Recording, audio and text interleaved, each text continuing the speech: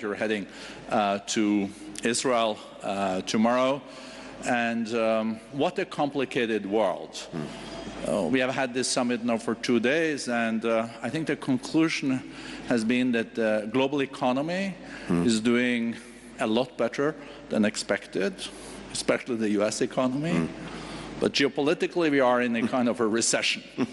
And you're also has a big task in maneuvering this, and we know that the decisions we're making now will also have consequences for many years to come. We're kind of between world orders. We had one world order, and we don't know really what the next one is. And I think everyone, before we go into the more regional situations, would like to hear your aspirations for the world. What kind of world order does the Biden administration and you personally aspire for, Secretary? Jorge, thanks very much. It's great to be with you, great to be with so many colleagues here. Wonderful as well to have the full World Economic Forum experience, having been in Davos and now having been here, so couldn't be better. And you're right that this is a moment of particular challenge. It's a moment of challenge because in many ways, as President Biden likes to say, we're at an inflection point. There are fundamental changes taking place in terms of geopolitical competition, but also global challenges that no country can effectively address alone, where the decisions that we make in these moments are likely to have repercussions not just for the next few years, but for decades to come. That's what he means, that's what we mean by an inflection point. So for us, the starting point in dealing with this effectively is to make sure that we're well organized. And what do we mean by that? For President Biden, for the United States in this moment, and over the last 3 years, we started with the proposition that, again, we can't effectively do and meet these challenges alone, as large and as powerful as the United States is. And so he's put a premium on revitalizing, reimagining, reinvigorating alliances, partnerships around the world, in every corner, and making sure that we were working together with different groupings of countries that were fit for particular purposes. And so you see it in everything we've done to strengthen existing alliances and partnerships. You've seen it in everything we've done also to reimagine some new ones, to bring countries together in common purpose. We have a global coalition now to deal with synthetic opioids that are afflicting so many countries. Coalitions of countries to work on infrastructure investment, on global health, as well as on these big geopolitical challenges. And I think that organization, that foundation, has actually helped us do well and do effectively in meeting some of these big problems, big challenges. 2 quick examples.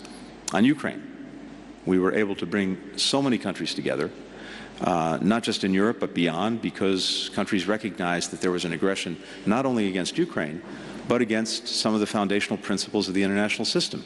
And if we let that challenge go with impunity, then it was likely that would-be aggressors everywhere would take note, and we would have a world of more conflict, not less conflict. And having brought many countries together effectively, we helped the incredibly courageous Ukrainians repel the aggression. Now, it's an ongoing effort, an ongoing struggle, but the designs that Vladimir Putin had on Ukraine to begin with, to erase it from the map, to subsume it into Russia so that it no longer existed, that's failed.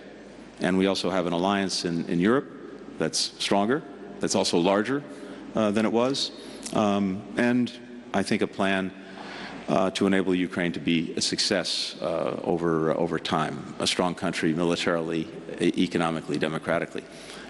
In Asia, we have the most consequential and in many ways complicated relationship with China. It can't be defined in a bumper sticker, but we've approached it from a position of strength. The aspects where we're competitive, the aspects where we're cooperative, the aspects where we're contesting.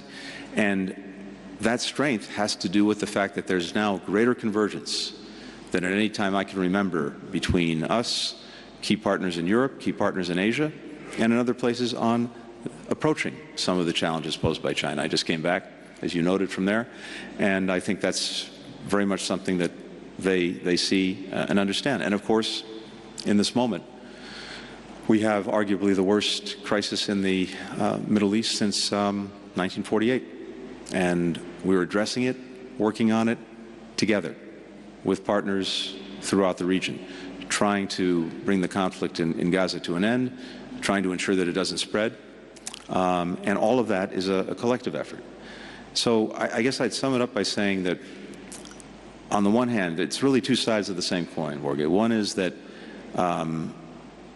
we're determined, and I keep hearing this everywhere I go, that countries continue to look to the United States to be engaged and to lead. And I think there's a recognition that in the absence of that engagement, in the absence of that leadership, then one of two things happens. Either someone else is doing it, maybe not in the most positive ways, or maybe worse, no one is doing it. And then you have a vacuum that's filled by bad things before it's filled with good things. But the other side of the coin is that, as I said, more than at any time since I've been involved in these issues, which goes back 30 years now, more than 30 years, we have to find cooperative, collaborative responses, because none of us have the ability to effectively deal with these challenges alone. So we put a premium on that more than anything else. And again, I think you can see the results in the areas that I've just mentioned. Thank you, Secretary. Let's start with the latter, the region, and the ongoing humanitarian catastrophe in Gaza. During the two last days, it's been said from many speakers that there will never be a two-state solution without U.S. taking leadership. But we also know that Egypt now presented a ceasefire and release of hostages deal to Israel. We learned that it's now with Hamas, and they will have to decide maybe what you think are the prospects. I guess if Hamas then doesn't accept this, I think Netanyahu has said that then he will go full-fledged into Rafah. So your visit, I guess, to Israel tomorrow will be very important, because I think there is a big fear in the region that for a further escalation. Well, I think there's a lot to be said about this, of course, but to try to put it in a nutshell, a few things are important. One, we strongly support Israel in its effort to ensure that what happened on October 7th never happens again. But at the same time, we are determined to do everything we can to bring an end to the terrible human suffering that we're seeing every single day in Gaza among children, women, men, who've been caught in a terrible crossfire of Hamas's making. And so maximizing protection of civilians, maximizing the support that gets to them, this is very much our focus. Now, the quickest way to bring this to an end is to get to a ceasefire and the release of hostages. And as you said, there's been an extraordinary effort that's been made, and I really want to thank profoundly our friends from Qatar and Egypt, who've been playing an instrumental role in trying to get this ceasefire and release of hostages. A major effort that's been made over the last couple of months to get to that ceasefire, to get the hostages out. And right now, as you said, Hamas has before it a proposal that is extraordinarily generous on the part of Israel. And in this moment, the only thing standing between the people of Gaza and a ceasefire is Hamas. They have to decide, and they have to decide quickly. So we're looking to that, and I'm hopeful that they will make the right decision, and we can have a fundamental change in the dynamic. But let's say that Hamas turns it down. You will still recommend Prime Minister Netanyahu tomorrow not to go ahead with that attack on Rafah?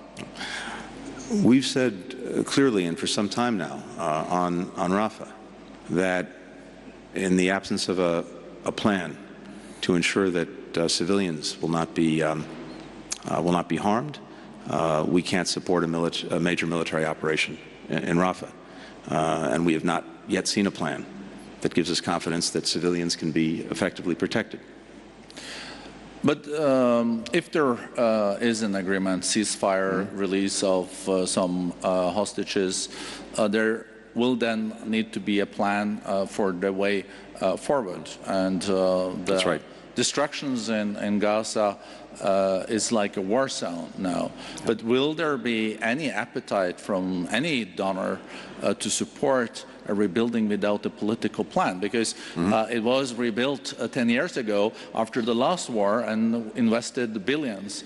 And I guess there is also no donors today that want to do this again without a political path. And do you think there can be a political path? And, you know, with Hamas still there, it's going to be complicated, because I guess Gaza has to be run then by others than Hamas.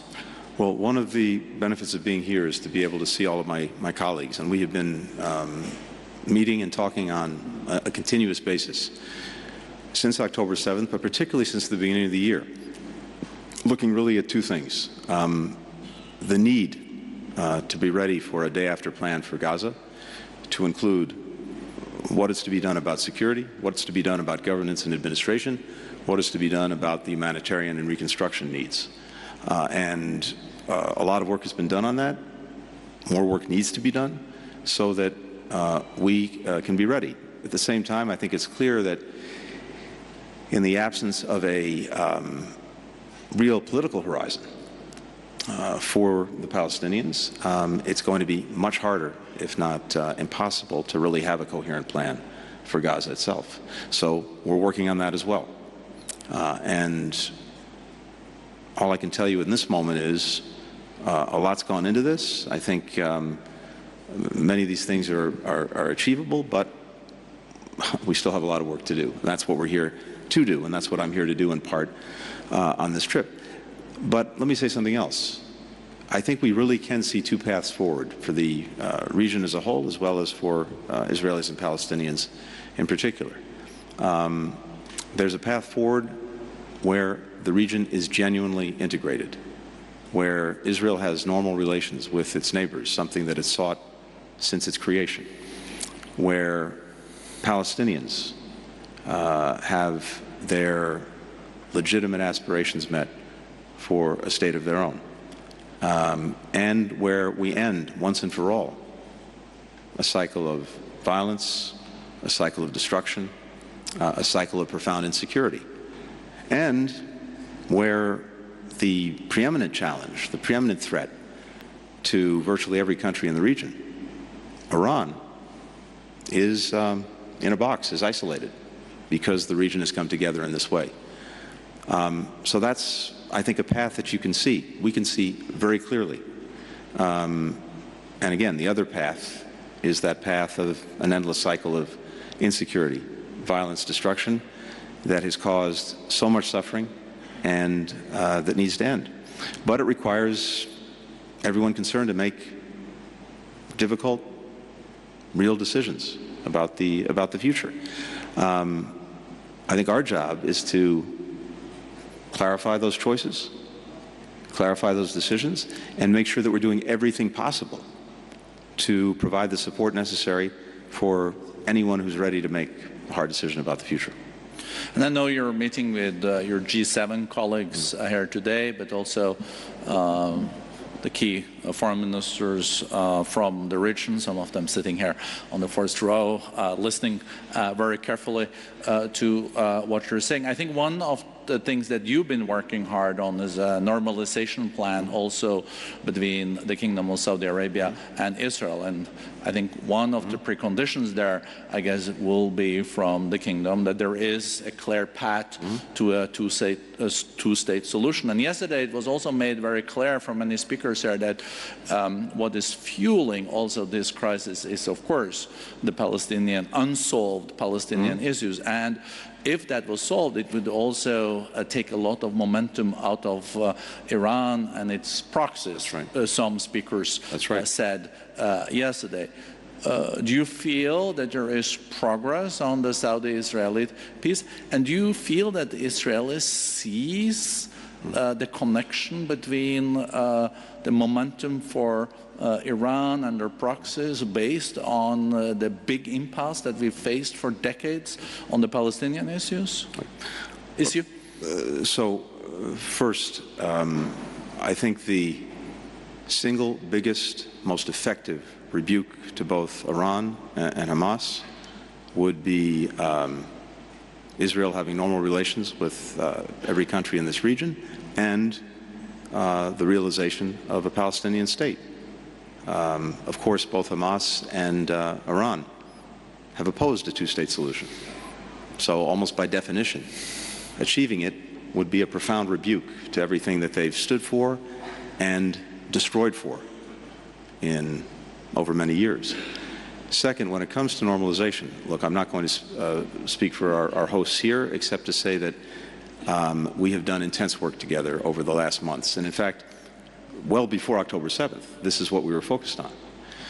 And in fact, I was scheduled to be in the region, to be in Saudi Arabia and in Israel on October 10th, a trip that didn't happen because of October 7th, to focus specifically on the Palestinian piece of any normalization agreement, because that is, as you said, an essential component. I think, look, the work that Saudi Arabia and the United States have been doing together in terms of our own agreements, I think is potentially very close to completion.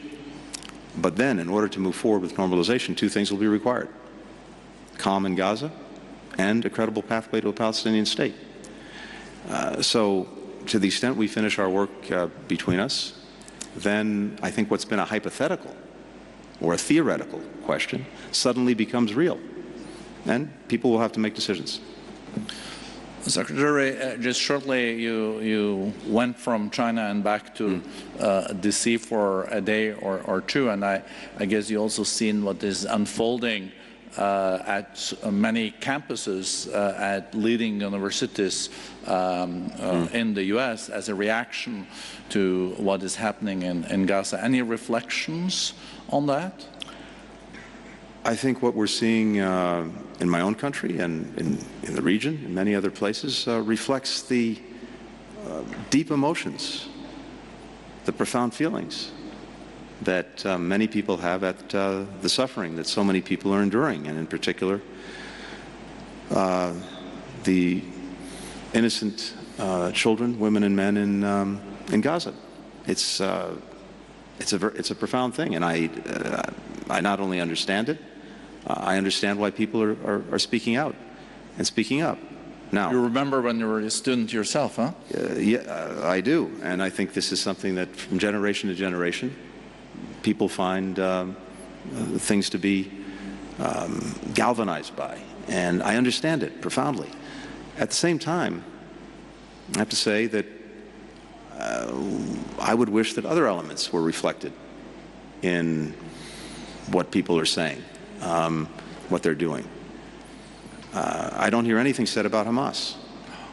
I don't hear anyone reflecting on the fact that, obviously, the atrocity of October 7th never should have happened, but once it happened, everything could have been over in an instant if Hamas had stopped hiding behind civilians, put down its weapons, given back the hostages, and surrendered. None of the suffering that we've seen since would have happened.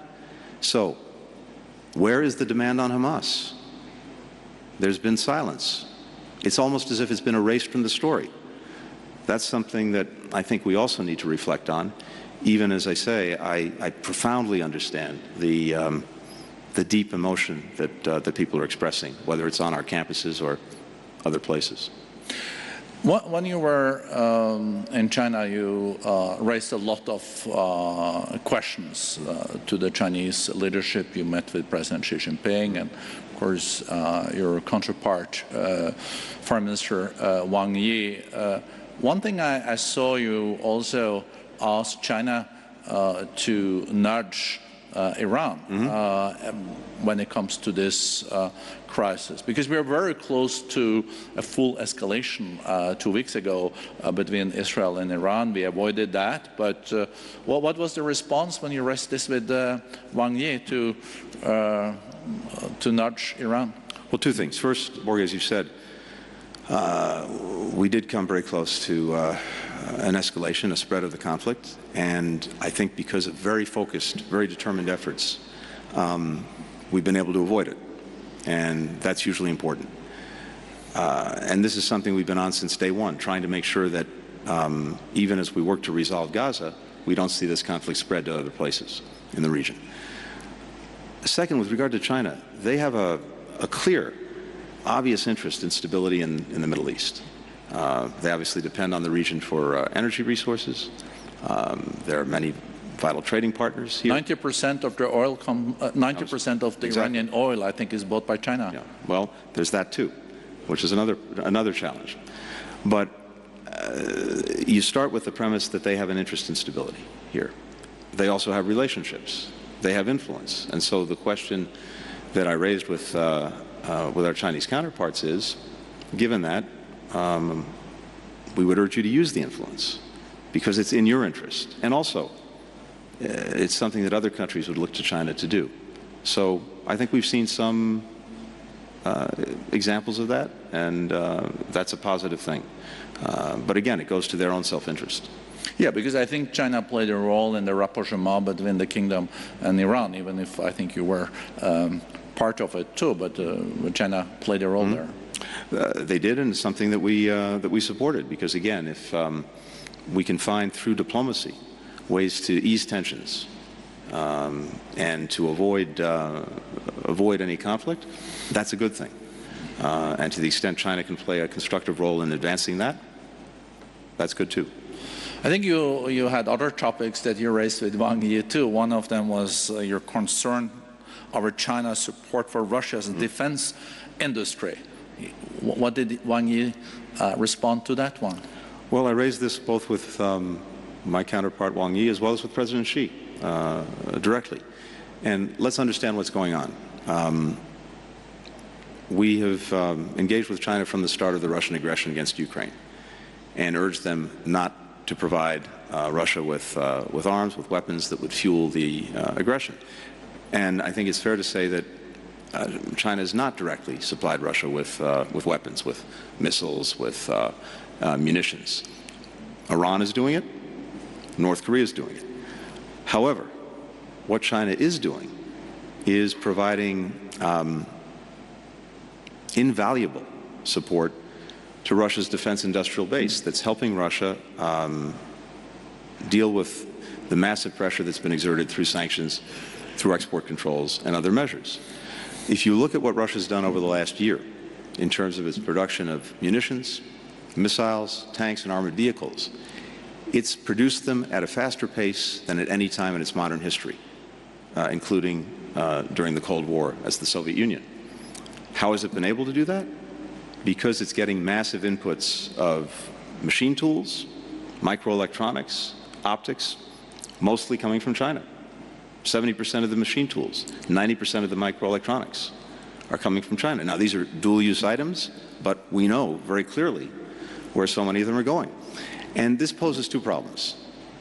It is enabling Russia to continue the aggression against Ukraine, so it's perpetuating a war that China says it would like to see come to an end, as all of us would.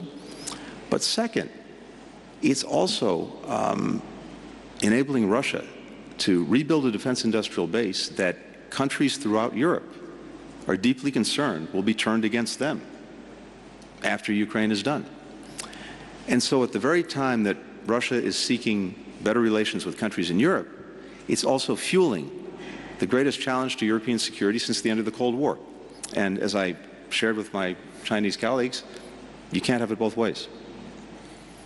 What was their reaction? Did they promise to then not supply 70% of the machine tools? It wouldn't be fair of me to speak for them or characterize their response. Let's see what actually happens. Yeah. But you're hopeful. I'm not going to put a label on it other than to say they've heard us clearly. But I think as important, maybe more important, they're hearing this from European countries. I've talked to a number of European leaders about this in recent weeks, including, for example, President Macron in France, and I know the deep concern that Europeans have about this support for the defense industrial base in Russia, because, again, this poses a threat to Europe's security, not only Ukraine, but all of Europe. I also saw that in the meeting between you and President Xi Jinping, he said that at least the Chinese media reported the following, that the US and China should be partners, not rivals, and seek mutual success rather than harming each other. What was your response to that? Well, let's look where we've been over the last year. I went to China almost a year ago, first trip that anyone from the administration had made at a senior level to China, because President Biden was determined that we would manage responsibly the relationship between our two countries. He believes that's something that's a requirement, and that the rest of the world looks to us to manage it responsibly. And that starts with communicating. It starts with making sure that we have sustained engagement at every level of our government with our Chinese counterparts.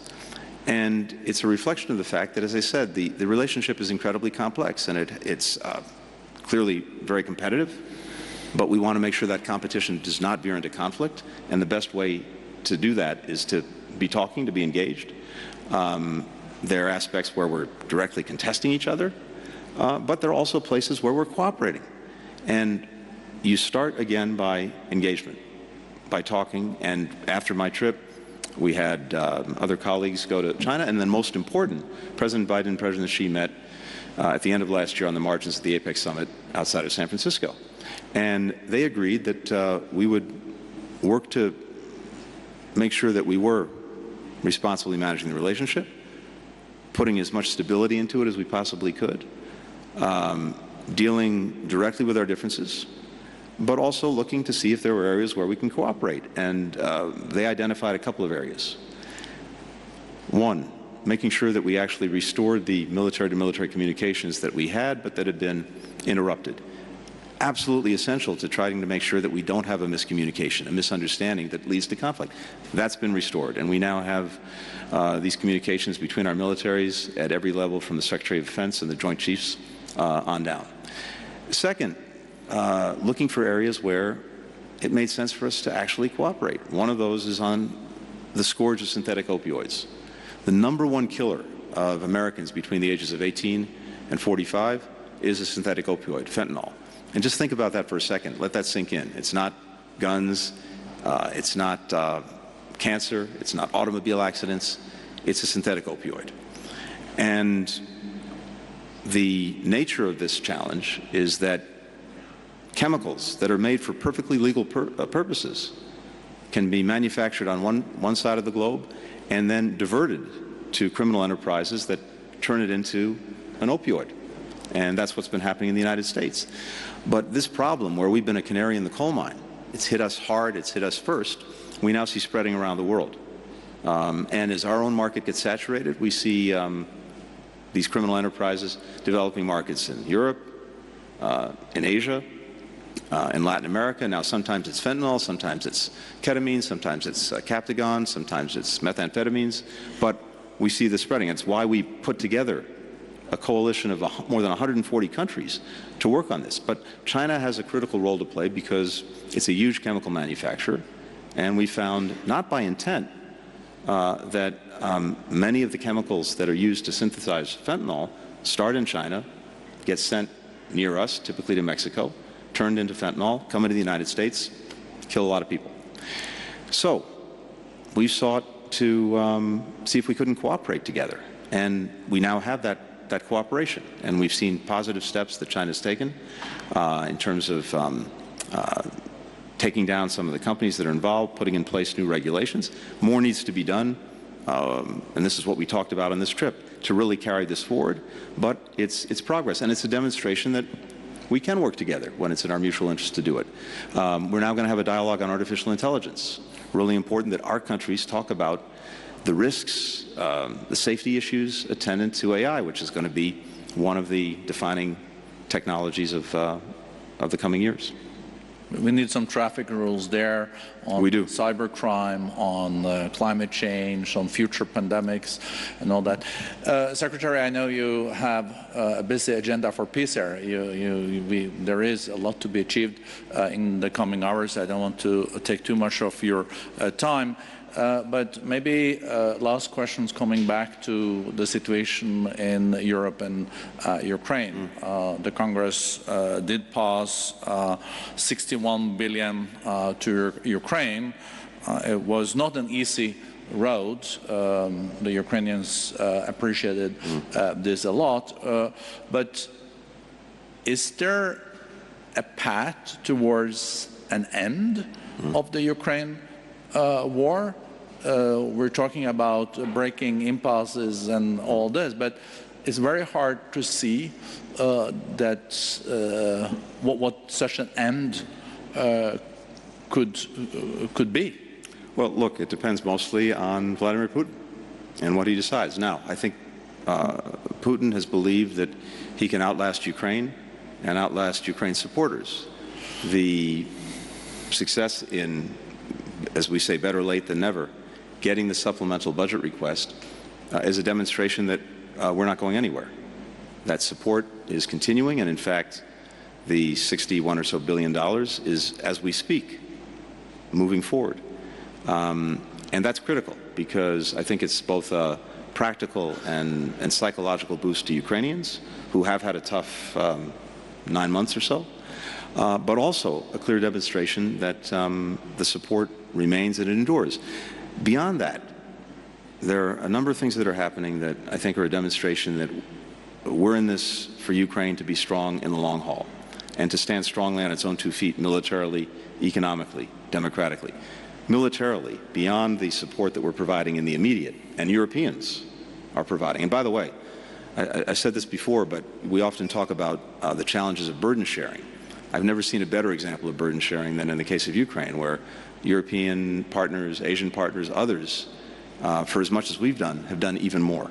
And that continues. But even as we're dealing with the immediate needs of Ukraine, we have now more than 30 countries that have negotiated or will soon complete negotiations on bilateral security agreements with Ukraine that will help it stand up a future force that can deter aggression and defend against aggression into the future. At the same time, we're driving private sector investment into Ukraine. There are tremendous opportunities despite the difficult circumstances, and we're seeing tremendous interest in that. And even the initial success with that, including Ukraine's success in making sure that the Black Sea is open again to its commerce. It's actually exporting more through the Black Sea now than it was before February of 2022. Revenues are going into the state coffers. You can see a future where Ukraine will be strong economically. And then democratically, the European Union opened accession talks with Ukraine. That's the best pathway to deepening Ukraine's democracy. All of that is the strongest possible answer to Putin, because it says that Ukraine will not only survive, it can thrive going forward. So I hope that Mr. Putin gets the message and demonstrates a willingness to genuinely negotiate consistent with the basic principles that are at the heart of the international community and the UN Charter. Sovereignty, territorial integrity, independence. If those are appropriately affirmed, there should be a resolution. Last thing I'll say on this is that if you step back and look at it, I believe that this aggression by Russia has been a strategic debacle for Russia. It's had to make this massive effort that we talked about in trying to get around export controls and sanctions, but it's reoriented its economy in a way that is not sustainable. It may work in the near term, it can't be sustained in the long term. And in the aggregate, Russia is weaker economically, it's weaker militarily, given the destruction of so many of its forces, and it is weaker diplomatically in much of the world, not all of it, but in much of it. At the same time, Ukrainians are united in ways that they have never been before, including united against Russia, which was not the case before 2014 when Russia committed the first aggression against Ukraine. And as I mentioned before, The NATO alliance, a defensive alliance with no designs on Russia, never has had them, never will have them, is stronger and larger than it was with two countries, Finland and Sweden, that no one thought would be interested in joining NATO a few years ago, and now are members of the alliance. And of course, Europe has moved itself away from dependence on Russian energy in extraordinary ways in just the space of 2 years. All of this represents, I think, a huge strategic setback for Russia.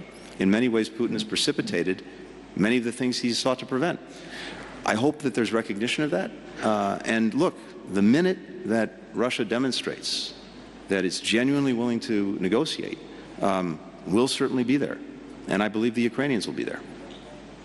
Thank you very much, Secretary. This has been a tremendous tour de horizon, but it will not end with us because excellent Tom Friedman you're seeing walking there. Tom is going to moderate the next session. So I'm the opening act for Tom. Yeah, right? so we're the curtain raiser for Tom. I think he likes that. He will have a panel of key foreign ministers taking up the discussion, but thank you so much, Secretary Tony, for your leadership and for your hard work. Thank you very much. Appreciate it.